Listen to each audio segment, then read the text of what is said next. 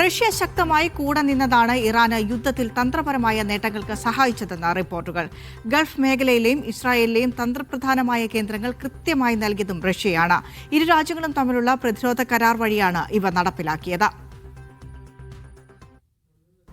ഇസ്രായേലും അമേരിക്കയും ആക്രമണം ആരംഭിക്കുമ്പോൾ തന്നെ അതുല്യമായ രഹസ്യ സഹായം റഷ്യ ഇറാന് നൽകി തുടങ്ങിയിരുന്നു. യുക്രൈനിയൻ ഇന്റലിജൻസ് റിപ്പോർട്ടാണ് ഇത് സംബന്ധിച്ച പുതിയ വിവരങ്ങൾ സ്ഥിരീകരിക്കുന്നത്. റഷ്യൻ ഉപഗ്രഹങ്ങൾ യുദ്ധത്തിലുടനീളം ഇറാനു വേണ്ടി പ്രവർത്തിച്ചു. മിഡിൽ ഈസ്റ്റിലെ അമേരിക്കൻ സൈനിക താവളങ്ങൾ, എയർപോർട്ടുകൾ, എണ്ണപ്പാടങ്ങൾ എന്നിവയുടെ ഏറ്റവും പുതിയ സാറ്റലൈറ്റ് ദൃശ്യങ്ങൾ റഷ്യ ഇറാന് കൈമാറി. 46 പ്രധാന ലക്ഷ്യസ്ഥാനങ്ങളുടെ വിശദമായ ചിത്രങ്ങളെടുത്ത് ഇറാനിന് കൈമാറിയതായാണ് അവസാന റിപ്പോർട്ട്. മാർച്ച് 21 മുതൽ 31 വരെ മാത്രം 11ഓളം മിഡിൽ ഈസ്റ്റ് ഉൾപ്പെടെ രാജ്യങ്ങളിൽ 24 സർവേകളാണ് പൂർത്തിയാക്കിയത്. ഈ ഉപഗ്രഹ ചിത്രങ്ങൾ ലഭിച്ചതിന് ശേഷം ഏതാനും ദിനങ്ങൾക്കകം തന്നെ ആ സൈറ്റുകൾ ഇറാനിയൻ ബാലിസ്റ്റിക് മിസൈലുകളുടെയും ഡ്രോണുകളുടെയും ലക്ഷ്യസ്ഥാനമായി. ആക്രമണത്തിന് ശേഷം ഫലം വിലയിരുത്താൻ മറ്റൊരു റഷ്യൻ ഉപഗ്രഹം ഇതേ സ്ഥലത്തുകൂടി സഞ്ചരിച്ചു.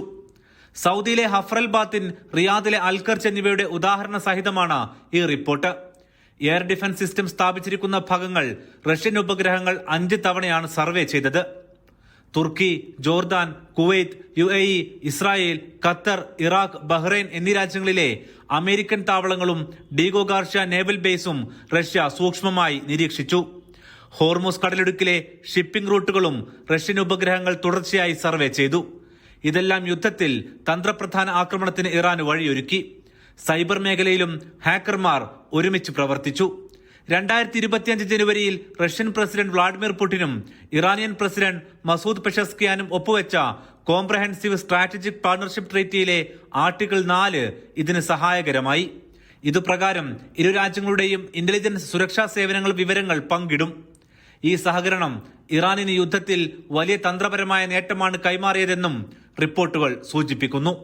Aftab Rahman, media 1, Riyadh.